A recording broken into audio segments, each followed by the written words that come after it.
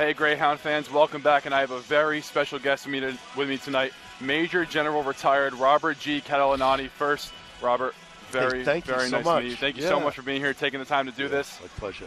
So for those who don't know, Major General Catalanotti, the former senior advisor to the Assistant Secretary of Defense for International Security Affairs. Catalanotti was previously an executive leader in the defense industry, managing Middle East initiatives for 2 years in Saudi Arabia. Catalanotti retired as a Major General in 2014 after almost 35 years of service, commanding both active and reserve organizations. So, Major, you graduated in 1980, you went to Assumption University, and you're still very heavily involved with the campus, with everything involving Assumption. So your time at Assumption, how has that helped you shape, yourself in your career and your work in the service? Well, thank you so much for having me, and thank you so much for letting me drop the ceremonial puck tonight. It's great coming back. As an alumnus, as well as my wife's an alumna, my daughter's an alumna, and my son went to a different college, but it's something we're very proud of. My years at Assumption was 1976 through 1980. Actually, my roommate was the captain of the hockey team.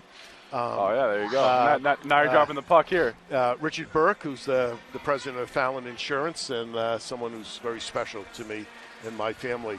Assumption has been something very special for a number of years, and I'm honored to be and privileged to be a trustee member. At Assumption, in the 1970s, we were just so close, all my friends. And coming to Assumption, a classical liberal arts institution, learning critical thinking and core subjects were special that helped me in the military, as well as receiving my commission from Worcester Polytech Institute, ROTC, as a second lieutenant, thinking that I would only spend 4 years, and I decided to stay in, had some great bosses, and went to 36 years. Had some really culminating assignments, both in the Iraq combat as well as serving in uniform in Saudi Arabia for 5 years, and then other places in the Gulf region. It's something I'm very proud of. But what Assumption did to me is it gave me a base. I came from very little, and to go through Assumption and to make it to the very top in our military. Most people think of West Point graduates or Citadel or Norwich or Virginia Military Institute making it to the top. Coming out of Assumption, I couldn't be more proud of the foundation and the base I have going and leading and culminating as a Major General in the Army. And you mentioned the Board of Trustees. I'm going to get on that in a moment. But you also mentioned just how special Assumption is. So I just want to ask, do you have a favorite memory or a favorent time here as a student? Well, of course. Not only did my friends, but I'd be remiss saying that I met my bride at Assumption, and that was probably the highlight. And we became best friends as undergraduates. And then the Army sped that up when I was commissioned. So we married the first year out of Assumption so that my wife Karen, could be my wife and be with me before the Army moved me throughout the world. That's incredible. That's incredible. So we're very thankful that you're currently serving on the Board of Trustees here at Assumption University. And as a current member, what excites you about the future of this university?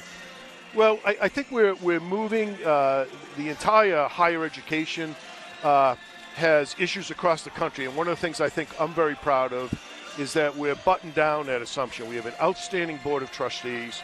As you know, we have a new President, Dr. Gregory Weiner, who we will inaugurate in late March, someone I'm very proud of who's become a close friend. And I think we're starting to develop a long-range strategic plan, both in academics, our physician's assistance program, our nursing program, 5 schools, from social science to the business school, and even in athletics. In my days in the 1970s, basketball was the signature sport.